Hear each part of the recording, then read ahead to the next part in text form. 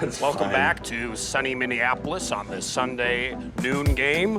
I'm here with my co-pundits George and Jeffrey as we prepare for the Minnesota Vikings versus the San Francisco 49ers.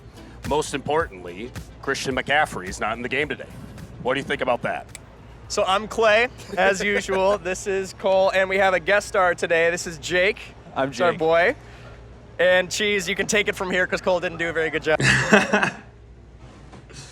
That was great, Cole. Thank you for your what I assume was a Paul Allen impression. Hey everyone, it's Cheese. We're back. It's been about 2-something months since the last time you heard from us, and we are an hour away from the Vikings taking the field to play the 49ers in that very field right back there behind Jake, Cole, and Clay. So we don't have a lot of time. We're going to try to run through this really fast. This is a very Vikings episode, okay? We're only talking Vikings, except for this next 1 minute. It has been 2.5 months since we last talked. Here's what you guys have missed. Anthony Edwards and Afisa Collier both won gold medals at the Olympics, right? Jay Jetta signs the biggest deal of all time for a wide receiver ever. That's our receiver. Our young up-and-coming quarterback, J.J. McCarthy, tore his MCL and is out for the season. And the Twins won a lot of games, and then they lost a lot of games. A lot of games, actually. Yeah, and then that's all you've really missed as far as Minnesota sports goes. So now we're going to take all of that energy, yes, sir, and we're going to move it to the Minnesota Vikings. So I'm going to just jump right in with you boys. Let's hear about week one, reactions, reflections. How did we feel about that first game? You want to start us off, Clay? Week one? Yeah, week one. All right. Just we're talking Vikings strictly. I went into it with I went into it with zero expectations. That was the original plan, just no expectations. And when you have a team that plays that way, didn't you hear what I'm hearing? A lot of feedback. All good. So honestly, we looked awesome. We looked fantastic when I did not expect us to. That first drive, it looked like it was going to be a long season. Honestly, I definitely said out loud, this is going to be a long season, right when CJ Ham fumbled the ball. But dude, I mean, we looked fantastic. When you're playing a team that's playing that bad, you should destroy them, and we did that. So what do you expect? I mean, do you want them to beat them by 50? I think we played a great game. Today's the real test against an elite defense, an elite offense, and I'm excited to see what happens. Yeah, no, let me hear more. Cole, thoughts on the offense and the defense from that week one game. What did you see? What did you like? Well, Cheese, it's weird because normally we set up the camera to be right aligned with you, so I'm doing my best to not look at you. This is very makeshift today. We're figuring it out. It's presenting much better as we look at the camera. Yeah, just pretend I'm in the phone that you're looking at. Yeah, right. Pretend that he's up there. So, yes. Cheese, I thought it was a great showing. I think in terms of, being happy as a Vikings fan, that's a pretty happy game to watch. Then again, I agree with Clay. I don't think the Giants are much of a test. They looked awful, quite honestly, so it's kind of a question of, were the Vikings just that good, or were the Giants just that bad? And I think today will really help us understand where we stand as a team in terms of chemistry and new players, new players that were brought in and all that good stuff. Before we pass it off to our boy Jake here, I do want to add one thing. So any other year, the Vikings would have found a way to make that a close game. Yeah. Any other year. But True. I think it's been since week 15 in 2019, that was the last time we blew the fuck out of a team. Like won by more than 17 points or something. Yeah, it was ridiculous. So it's a very I remember good point. That was against the Chargers, right? But hey, great segue because. Oh, sorry. Go ahead. We have a B. Even last year, where when we would play, or not last year, but the 12-4 year, was it 13-4 or 12-4? What are you talking about? 13-4. Yeah. The 17-game season. No, just get out of here. It's not gonna hurt you if you don't hurt it. Just leave it I don't alone. have to go in my house. God damn. So far, this is great. This is working. Anyways, what I was I going knew to shooting say outside is, would be good. hey, it makes for a great view. So Yeah, I'm inside and comfy, okay, so I don't care. that year where we won all those games, they were all nail biters. So it was refreshing to feel comfortable in the game. Yes, exactly. All right, Yeah, Jake. That's all I was gonna say is, it was satisfying to see us actually take the win, rather than just start getting conservative, slow it down, and then it's a one-possession game, and we're all left with anxiety at the end of the day. Yeah. No, I agree. I agree completely. It was good to see. I think the defense last year showed a lot of signs of what they could be this year. And, like, that game one was exactly what I think all of us were hoping to see. Brian Flores had his dogs out there. There's a reason we won that by that much. We allowed 2 field goals. There was, I guess, very few red zone opportunities for the Giants. And when they did get in there, they're throwing picks to Harrison Smith, et cetera. So that was really exciting to see. So I'm very pumped about that. And then the offense looked as good as I thought it would be. They're contingent on Sam Darnold throwing accurately, and he did. So if he keeps doing that, we're going to be fine. Speaking of Sam Darnold, how do we feel about that Week 1 performance? I'm pretty happy about it. Yeah, dude, I'll take it. Honest to God, if we're getting background noise, as long as it's the Gallahorn, I'm fine with it. So, Sam Darnold, I mean, I've said this for a long time. If you have an elite offense but a crappy defense, you're not going to get very far. Look at the 22 Vikings. Kirk Cousins was balling. JJ was going crazy. Offensive Player of the Year, Justin Okay. Jefferson. I thought you had Zims. I thought you were about to pop Makes one. it easier to That's talk what- when I have only so one AirPod with in. that, I mean, dude, it's just if you have an elite defense, which we don't know yet. I'm not saying we have an elite defense. I'm just saying if you have an elite defense and a pretty good offense, you're going to do very damn well. 2017 with Case Keenum. He wasn't by any means Brett Favre, but damn, he looked good. He was Solid. accurate. He had time in the pocket, and he threw the ball well. If Sam Darnold can do that, if he gets time in the pocket, if he can stay clean, dude, holy shit, Yep. we're about to fucking go I think crazy. on that point, I've been saying since he got picked up by us, there's a reason he was drafted 3rd overall. Yeah. I think. And then, I mean, you could say he's been in bad organizations, whatever, but we never really got a chance to see him thrive Right. with a team that can actually play and support him. Well, he never had any weapons. And then by the time Well, he gets to a good team, he's DJ a backup. Yeah. Yeah, I think no, I'll be wrong. He hit the nail on the head. Sam Darnold's one of those cases where you have a very talented player that's been given some chances, but unfortunately in the NFL at the peak level of football, you get only very few. And if you don't capitalize on them, teams don't always give you another chance. So he was an excellent pickup. It's been fun watching him play. I think, quite honestly, aside from Cousins, like remember when we had Dobbs and all that, he is the most confident-looking quarterback we've had playing in the pocket. So, no, I'm looking forward to this game. I think it'll be a good one. My cousins are Bay Area San Francisco fans, so this is an extra special one. But go. I'm hoping for a similar outcome to last year that we have today. Well, Cheddar Pot faithful, 49ers are famously our second favorite team in the league. We love the Niners. We love the Niners. Also, my dad is a gigantic 49ers fan. I don't know if I've got a chance to talk about that, but he bailed on the Vikings in the 90s, which I don't blame him for. I would say Yeah. outside of the Vikes, Niners are up there. Yeah, and my grandpa lived in the Bay Area, so my dad adopted them. So I've been a pseudo Niners fan for a long time too. Cleanest jerseys in the league, I'll say it. You got, I mean, I lived in LA for 7 years. I got a lot of Niners buddies, and I mean, whatever. That's where I will. What is use a my 49er? excuse. Does anyone know? I've no So idea. It was the miner for right? gold. Yeah. Hey, welcome to Cheddar Pot Podcast, where you learn. You come here and you learn. Okay, we're not. So, All right, let me I jump do- in. Sorry, go ahead. One more time. I do want to introduce Jake and his involvement with us. So this is actually my brother-in-law, by the way. And what is your involvement with the Vikings? Nepo hire. Well, where do I even start? No, not much involvement. My wife, his sister, cheerleader for the first time this year. Yep. Rookie on the team. Shout out MVC Kate. Let's go, Kate. So that's our connection, really. We'll get her on the pod one day, right? We'll get her on the pod for sure. We better. But besides that, really no other connections. That's it. That's Jake all I played wanted to say. football. Yeah.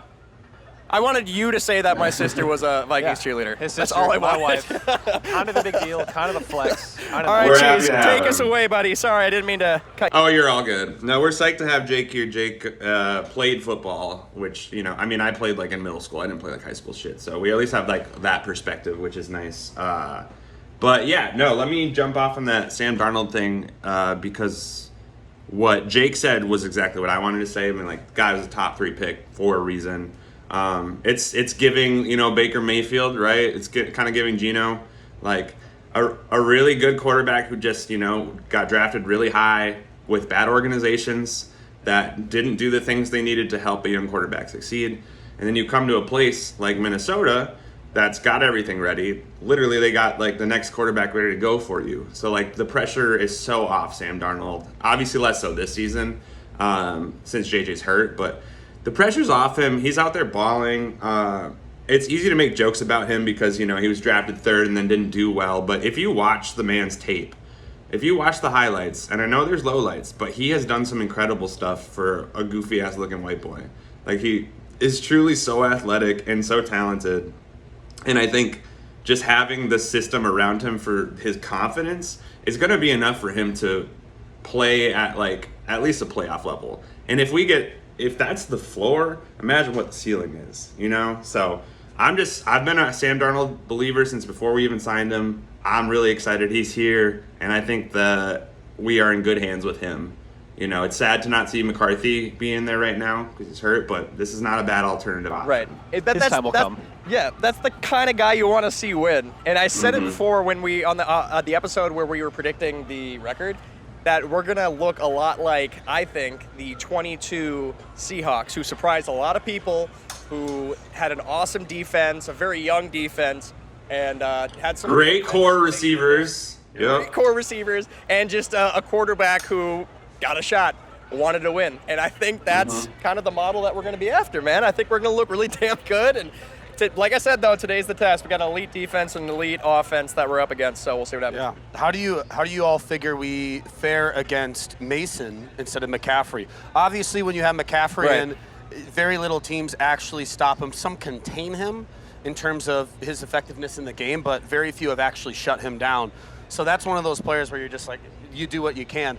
But Mason, I mean, he looked fantastic in week 1. He's a huge and so power I'm back. wondering how you think we hold up against him. Obviously, the Jets had a really hard time shutting him down, and he played fantastic. Kudos to him. But I'm wondering what you guys think our defense looks like against him.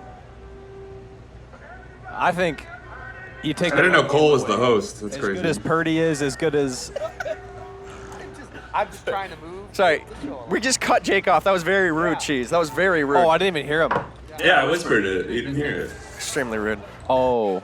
I was going to say, you take the run game away with Bullard, Phillips, Dallas Turner, you win the game, in my opinion. Because they have Ayuk, they have Debo, but their pass game doesn't really win them games. Yeah, and there's a huge difference between McCaffrey and Mason. I mean, Mason looked like a huge power back, like your Chester Taylor of, 2008, 2009, where McCaffrey is shifty. You get him on a screen out in the open. MVP runner-up. They're losing a huge guy with not having McCaffrey, but we were ready for McCaffrey. We would be. Van Ginkel, we got Van Ginkel, by the way. Did you know that? What? We got Van Ginkel. I said all the receivers for Niners, but I didn't. We got Van Ginkel. So, shout out Kittle. But, dude, so Dallas Turner would be able to take care of McCaffrey, no problem, in my opinion. But as long as we have size up front, Harrison Phillips, if they can, hold tight, should be fine because that dude has a lot of power. Yeah, no. What about you, Cheese? Well, thank you for setting that up, even though we weren't done with the last one. But this is actually a really good transition. No, I'm serious, Cole. This is a good transition into what we were going to talk about next, which is like what. No. Uh-oh. 49ers. Oh, there he is. Oh, we're He's back. back in. He's back in. Wait. Oh, no. Yep. Say something. Say Something. hello. There it is. Hello. We're back. Something. We're so right. back. Anyway, so the next thing we're going to move into is this 49ers matchup. And my first question about that was going to be like, what are our expectations? What are our predictions? So you actually led into that perfectly, Cole. So I do want to give you credit there, even though I give you shit. I'm bound, so I'm just trying to I appreciate get out it. some interesting ideas. Yeah, the last segment was basically done. My last question was going to be, what are we most excited about? But we can talk about that in this matchup too. So, like, what from week 1 were we most excited about moving into this one with our expectations? To answer your question, I think they're going to be fine with this running game. Obviously, San Francisco's got a crazy offensive line. But like Jake just said, send the dogs. If you could stop the run, we got a pretty good chance to hold them.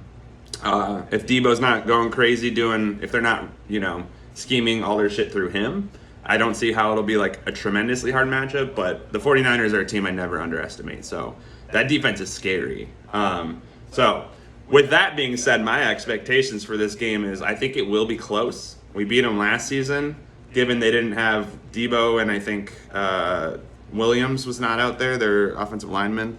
Didn't he just get hurt last game? No, he just re-signed. That was the news, yeah. Trent Williams, who's a fucking dog. They took him to the locker room, but I think it was cramps. I'm pretty sure he's okay, as far as I've seen. But if he's not in, then holy shit. But yeah, I think it'll be close, and I think the Vikings will surprise a lot of people with how gritty their defense will be, and everyone's gonna be watching this game. Like, this is gonna be a game people are focusing on. Last week, no one gave a fuck about that matchup. So, But above all else, I think if we lose, I think we're just going to surprise people. I think Sam Darnold's going to look damn good. He's going to be throwing darts to JJ. And we got Jalen Naylor, legacy game. I hardly know her. I don't think it's obviously a hope for a win, but if it is a loss, I think it's going to be an absolute slugfest. I think we're going to go down swinging, if anything, rather than a blowout. I'd love that. But I wouldn't love the loss. I'd love Right.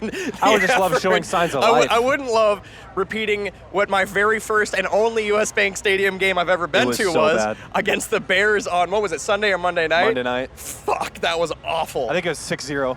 Oh. Damn. Something like that. So bad. Football's such an awesome sport. It is fantastic. I love it. I like that you guys talked about what the final score might be and shit like that. It sounds like we think it's going to be close, but I want to give you 2 scenarios, all right? First scenario is what happens, how do the fans react, how did the narratives kind of construct themselves if we get blown out by the 49ers? And then following that, vice versa, what are the reactions, what's the narratives if the Vikings blow out the Niners? Okay, this is fun. I have something too. All right, would you want to go first? Yeah, I'll go first. All right. I think I'm saying this because I'm one of these people. I'm a dramatic fan. I'm like that. You? Jake? I'm that blind optimism, We are screwed. So I see a blowout, and I'm like, oh, we're cooked. It's over. The reality hits. I'm like, it's the Niners. It's week 2. But then, it's week 2, new quarterback. Then if we blow them out, I don't know. I feel like I wouldn't be surprised either way. Interesting. Okay. Yeah, I think that's a solid take. I think this is one of those years. Obviously, we'd love to see Darnold, be that guy this year and possibly more. But I think this is one of those years you take with a grain of salt. And we want to see us succeed. But if we have some really tough games, kind of fair. I think it depends on what doesn't do well tonight.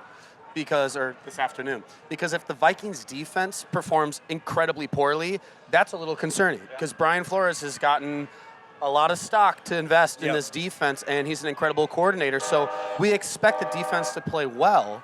If the offense staggers a little bit, we know we have the key pieces, and we know that someone like JJ would be someone that we can put in at quarterback to possibly amp it up even more. So that's not as concerning. But I say take it with a grain of salt because not many people are expecting us to do well this year. That's totally okay. I think that teams thrive when they're the underdog. And I think, taking a little bit of that pressure off makes players perform better. So I think a blowout, I know people are going to freak out. I don't think it's worth freaking out considering the 49ers went to the Super Bowl last year. They're considered one of the best teams in the league. But I'm hoping for a competitive game. I think it'll be a competitive game. And win or lose, I'm going to be really happy if it's a close one. Very good, Cole. Good job, Cole. Good, that was awesome. The year of the Ginkle. Good job. Sound like Chet. You just got Van Ginkled. All right. You just got Ginkled. Okay. We got Van Ginkle. Okay. Clay, what do you think, bud? I think there's something very beautiful about being in the scenario where you don't have expectations and you're not expected to play well. It's just kind of like up in the air. The Wild are going to be one of those teams this year, by the way. We'll talk about that later, like we're in another episode. But it's just they've always just been like, I don't know, put on the back burner this offseason. And if we end up getting blown out by the 49ers, they're exactly what everybody expected. They're, but at the end of the day, too, things will get picked apart. Like if Sam Darnold plays well, but the defense doesn't, then Sammy Darnold, and there'll be memes and shit, and he'll look, slinging. But despite that, I think I don't think it's possible for this defense to get blown out. Not at all. I'm gonna say that I feel very, very, very strongly about this defense. Brian Flores handpicked this defense. It's gonna look damn good. On that note, confirmed, Harrison Smith is active. He's active. He was questionable up until about 20 minutes ago. Thank God. Okay, so that's good. So, anyway, if we blow them out, so if we get blown out, the media will just kind of be like, whatever. They're not going to talk about it much. The 49ers are, we're good. We knew that. The Vikings got blown out. We expected that. That's what the media, that's exactly what will happen. If we blow them out, what were you going to say something about? I said blow. I thought you got excited. Cole knows a thing or two about blowing. So if we blow them out, things will change a little bit. I don't think we'll get enough respect. No, we won't. Even if we blow out the Niners. It's going to be a hate-filled response. Yep. It's going to be, the 49ers dropped the ball. Yeah, they didn't exactly. Get outplayed. It'll be they dropped the ball and CMC was out. No. Yeah. That's it will be CMC's 100%. out. But not to Which is mention, kind of Addison's okay. out too. Fair. Granted, CMC a runner-up for the MVP. Offensive player of the year, dude. The AP. It's an arm versus a leg, but at the end of the day, we also have our second receiver out. That's true. If we blow them out, they won't. And they'll say, the Vikings are a little better, but Hawkinson's the out, too. 49ers, panic alarm. Maybe you should pull that. It's like, that's what they'll talk about. We have Hawkinson out. Considered a top 5 receiver. Yeah, we're not even fully healthy ourselves, so that's a great point. No, they're always going to try to move the goalposts, in any scenario. I think it doesn't matter. The narrative's always going to be tailored to whoever is listening to it. So if it's like a national coverage thing, it's going to be tailored to the Niners because they got a bigger fan base. But like, say it's like the local media or like Paul Allen, our close personal friend, they're going to talk about it in like a good light, because that's Minnesota coverage. But yeah, at the end of the day, it's going to be, if it's not a blowout, if the Vikings do not blow out the Niners and they win barely, it'll be like, we didn't have Christian McCaffrey. And that's unfair, but we don't give a fuck because if we get the win, we get the win. They had McCaffrey last year and we beat them, so they can't keep using excuses of not having players. Yeah, it's like this time around they have Debo and Trent Williams, so we'll see what happens. But again, I think this will come down to a coaching matchup. That's why I don't think it'll be a blowout either side. I think these two coaches are probably the two most dangerous offensively that you would want to face up next to like McVay, obviously. Maybe you could even say Sirianni. But I think if the Vikings were to blow out the Niners, we would be, given it's just a narrative for the week, but we would be, I think, Super Bowl contenders after that. After having a dominating week 1 and then blowing out the team that won the NFC, I do think the narrative would be like, can this team go? Can this team go? I think that would be the narrative. Jeez, I think to your point, a big, not just a close game, but a big blowout shows other teams. And again, there's always that asterisk. They'll say, they didn't have McCaffrey, they didn't have this or that. But blowout losses, for whatever reason, weigh more heavily in the minds of people watching. I mean, look at our 12-4 or 13-4? 13-4. 13-4 season. All close games. Yeah, all close games. And for that reason, most sport pundits and most analysts were saying that we weren't projected we were called to be even close verbatim the greatest outlier. Yes. Fraudulent. Because of those close games. So I'm with you. Strong week 1, against the Giants, sure. Strong week 2 against the 49ers. No Christian McCaffrey, but then you got to start taking us a little more seriously. And at the very least, you would hope that the competition goes into the next couple of weeks a little more frightened. Sorry to interrupt, boys. AJ Brown out. AJ Brown out. Oh shit! I just got that too. Update your fantasy lineup. Yep. If you got him in right now, it's a good time to take him out. play fantasy this You year. don't. You're not playing fantasy this I year. have PJ Brown. What are you You doing? psycho. Here? First year not playing fantasy. That's fucked. But what I was gonna say is That's I loved disappointing. seeing against the Giants, KOC going for it on 4th down, not in the red zone, True. but at like the 45-yard line. Dude, Zimmer would have Yeah. kicked that field goal every It was single time. the play calling and the balls that I saw on the team this last week. Yep. Brand new. Yeah, this season feels like the season is supposed to be, right? We have the defense, the offense is figured out. You know, Jets is not hurt, right? Like everything's lining up. So the turnovers don't do what they were doing 2 seasons ago, and the defense doesn't do what it was doing 2 seasons ago. We'll be fine. We'll be fine.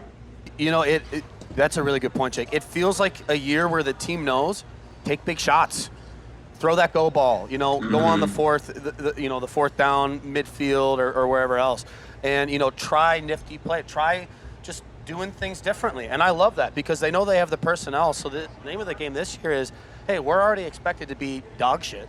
So let's just go and have fun with it. And I think that's really cool. I think that's exciting. Yep. You'd rather go down swinging than go down not swinging at all. 100%. Yeah.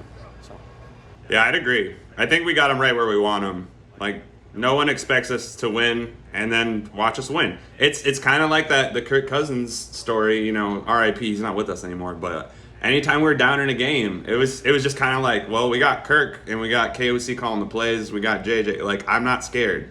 And this team still resembles that, like, just sort of gritty underdog. Like, we want to be looked at like we're gonna lose, and we're gonna show you what we can do. So as a fan, especially as a Minnesota sports fan, love that mentality. So hopefully we can keep that going. I am scared though, if we do like dominate this game, I think there's a real chance of getting like on our high horses and acting way tougher than we are. So Bunch of publications coming out quoting the Vikings on shit like, oh, we felt bad for Daniel Jones. Oh, all these things where we already kind of sound a little bit cocky. So that is actually a huge thing. I mean, I objectively feel bad for Daniel yes, Jones. I do too, but you don't, I mean, you do say it, but I don't know. I feel bad for him, but I don't at the same time. Yeah, well, and he got his bag, he's fine. Well, yeah, he's making a lot of fucking money. hey, He's making money, but be better. we'll tackle. I know we're just doing Vikings today, but just putting this out there as a tease for the next episode. I really, really want to talk about Tua and all the concussion stuff going on next episode. Also, Sad. really interested in just doing the general league in the next episode as well, Yeah. because it's getting General spicy. league. But I know, considering the scene here, we're trying to stick purely on the Vikings, which is good. Yeah, we're but- niching down. We're strictly an I'm NFL podcast now. Thanks, I'm Emily. planting the seeds for next episode to get people to want to watch that one. So Also, be a spicy one. yeah, I didn't get a chance to say this, but I love, like, as distracting as it has been, hearing shit in the background, it does kind of feel like college game day, or like, Dude, like, that's what I'm saying. I yeah, thought it's exciting. It's exciting. Although this episode won't be put out right after we're done recording. Our one listener. Yeah, sorry. Sorry, Kevin. to God.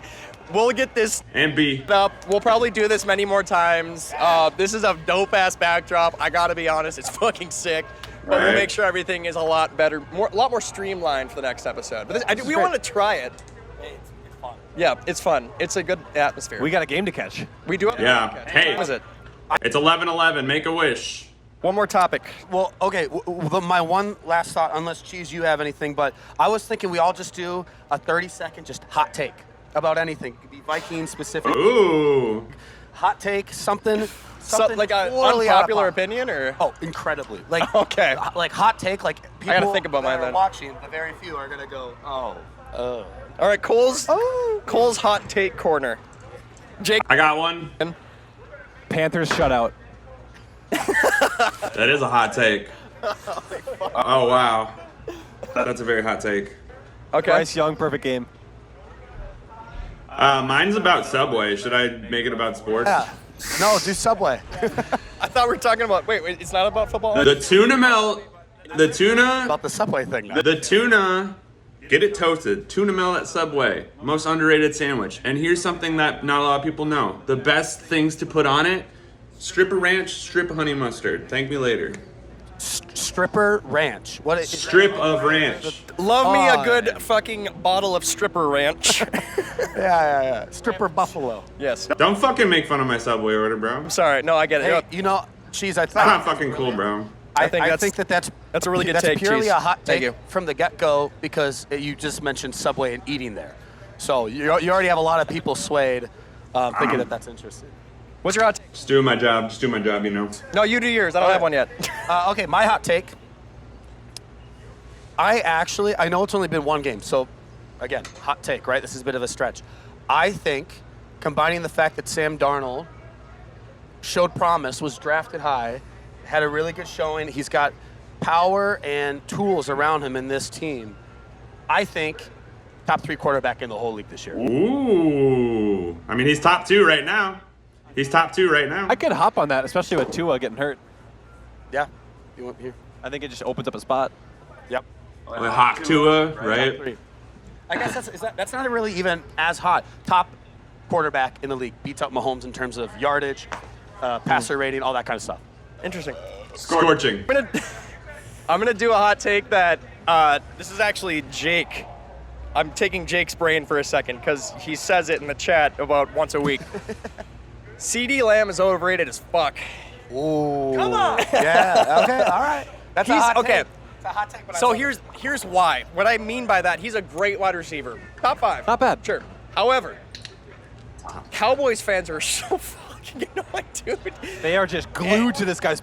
We are annoying. gonna say I it. get that. But dude, Cowboys fans are like, we're doing it this year, brother. It's happening. And then Every Dak's year. taking us all the way. Then all you Like, hear is, "Here we go!" Interception. every one of their positions is the number one at every one of their positions. It's just no. CD Between is CD below Tyreek, below Jefferson.